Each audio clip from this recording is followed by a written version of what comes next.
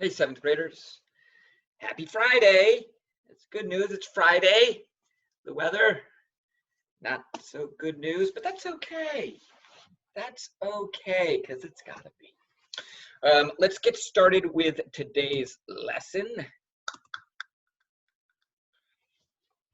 You may be wondering why I'm dressed down today, and that's because it's Casual Friday in my house. I decided that I'm going to have Casual Fridays.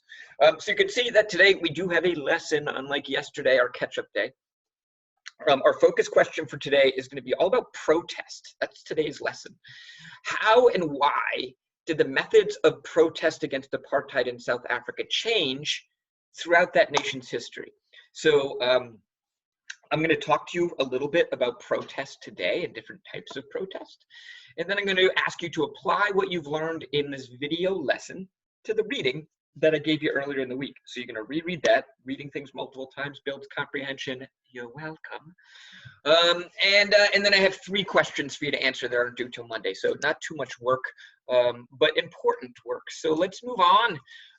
Quick dog picture. I know you guys have seen this picture before, but man, it is just one of the best pictures of LP ever. And on this rainy day, I needed something like that to cheer me up. I can't stop looking at it. And you can see Rory in the background and the sun coming up, and it's all beautiful. So I hope today turns out to be like this. Fingers crossed. A couple of other quick announcements. Today is Friday, and we do have a Google Meet today. D period, you guys will be at 1 o'clock, and E period, you'll be at 1:20. I will answer any questions you have during the Google Meet, and then if there is time, then we'll play a game. I think we're going to play Pictionary again. I have some new ideas. So I think that's what's going to happen during today's Google Meet. The links will be posted like literally minutes before the Google Meets are set to begin, and the link will be can be found on my Google Classroom stream. All right, let's get into it. So we've been studying apartheid, and you should know that apartheid, oh, hold on, the dogs just came home. Look. Oh, hi, boys. You were just out on a walk. Russie. Okay, sorry, lesson interruption, but an important one. Come here, buddy. Come here. Did you have a fun walk? Did you have fun? Say hi to everybody. Oh, look, he's got a pillow because he's a good dog. Okay, seriously, back to the lesson. Apartheid, as you have learned, is a legalized system of racial segregation that was used as law in South Africa for quite some time. Even though, and under apartheid, the white people who lived in South Africa reaped all the benefits. They had the best of everything, and people of color, in particular Black South Africans, were treated really poorly, even though they were in the majority. So the Black people far outnumbered the white people in this country, but the white people used these tools of oppression as a way of enforcing apartheid and keeping hold of their power. Some of the tools of oppression that they used were segregation, and here's some pictures of segregation. So like all of the best things were reserved for white people, and there were signs all over South Africa that reminded Black people of this as kind of a way of psychologically making Black South Africans feel less than, feel like second-class citizens. There were different rules based on race under apartheid. So for example, if you were a person of color living in South Africa, you had to carry around an identification card with you. And that identification card allowed you to go to certain parts of South Africa, and it didn't allow you to go to other parts. It said where you could travel.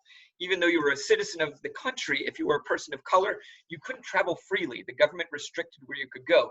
And I found this picture. So here's a picture of a person with a passbook. And then I found this picture of a sign. Check this out. Natives, meaning Black people, Indians, and colored, meaning people of mixed race. If you enter this premises at night, you will be listed as missing. Armed guards will shoot you on sight, and savage dogs will devour your corpse. You have been warned. With messages like this around, it's no wonder that people of color felt like second-class citizens and felt powerless to do much about it. Economically was another way that people of color were oppressed in South Africa. They were forced to move out of their homes and into these townships, sometimes referred to as tin cities. And you can see in this picture on the left that the quality of the housing was really poor. It was just scrap metal that people could find, and they'd throw together a shelter. No paved roads, no electricity. These were dangerous, impoverished places to live. In terms of jobs, jobs were another way that people were economically oppressed. If you were a Black South African, there were only certain jobs that you were legally allowed to have. And most of these jobs were both very dangerous and low paying. So we learned earlier in the year that South Africa is rich in mineral resources like diamonds and gold. And it is dangerous to work in a mine. And those were the places where Black people were forced to work, even though they didn't really benefit economically from the riches that they were mining. And propaganda. Propaganda was another tool of oppression where through the newspaper and through television in the 50s and 60s, through movies throughout South Africa and signage like this, there was this message being sent that people of color were less than, that they were dangerous, that they were savages. And this kind of message, seeing this over and over again, it messes with you psychologically. Despite these horrendous tools of oppression, however, Black South Africans decided to rally together and protest. And that's what I want to talk about today, protest. Our focus question again is how and why did the methods of protest against apartheid in South Africa change throughout history? So let's start by figuring out what protest means. I know it's a word you've heard before. You've probably protested against your parents. I'm sorry for your parents. A protest, according to the dictionary, is defined as a statement or an action expressing disapproval or objection to something. I object to not being able to use my iPad. I disapprove of having to do my schoolwork. That would be a protest. There are many different ways that people go about protests. There's marches, and I'm sure you've seen pictures of the March on Washington in 1963 in the United States. Boycotts, that means that's an economic form of protest where you're like, I'm not going to shop in this store. I'm not going to give these people my money, as a way of telling them, like, I don't like what you're doing. Sit-ins, petitions, signing petitions. I know every now and again those arise at Clark Lane, like, sign my petition to change the dress code. Clothing, people can protest through the clothes that they wear. Breaking the laws is another way that people protest. Strikes, worker strikes, when people refuse to go to work because of unsafe conditions or low pay. These are all forms of protest, many, many different ways. And every type of protest can fit into one of two categories. It's either a peaceful protest or a violent protest. You can see in this little clip art that I found, still love clip art, that there's a combination of peaceful and violent. These clubs look kind of violent to me. These signs look peaceful. Let's start with peaceful protest. Peaceful protest is a form of protest where you're trying to get people, where you're trying to show your disapproval of something, but really the ultimate goal is to get people to understand your perspective, to get people to understand why you're unhappy with some law or policy or something in society. And the way that you do that is by not hurting anybody else or not hurting anything else. Examples of peaceful protest might include marches. You know, those marches on Washington, they're peaceful. There are people blowing up buildings. Boycotts, when you refuse to shop at a store, like, I'm not shopping at Walmart until they pay their workers more. That's a form of peaceful protest. Letter writing, if you're writing a letter to the government or the newspaper, if you're striking as a worker, like, I'm not going to work till I get more pay. Those are all peaceful forms of protest. Peaceful protest is really credited to one man. I don't know if he actually invented it, but he's the one who made it really popular. And his name is Gandhi. There he is down in the corner. You may have seen my Gandhi action figure that I have in my classroom. I wish I had it with me right now. The rationale or the reason behind using peaceful protest is really interesting. And I don't know if you've ever thought about it before, but what you're trying to do through peaceful protest by holding up signs, by writing letters, is you're trying to change your opponent's mind as opposed to beating them into submission. Like, I beat you up and now you got to do what I say. Peaceful protest is not about that. It's about talking to somebody, communicating why you're unhappy with something, and then convincing them, persuading them that they're wrong and you're right. Doing this is great because what it does is, besides avoiding violence, is it results in long-lasting change, usually.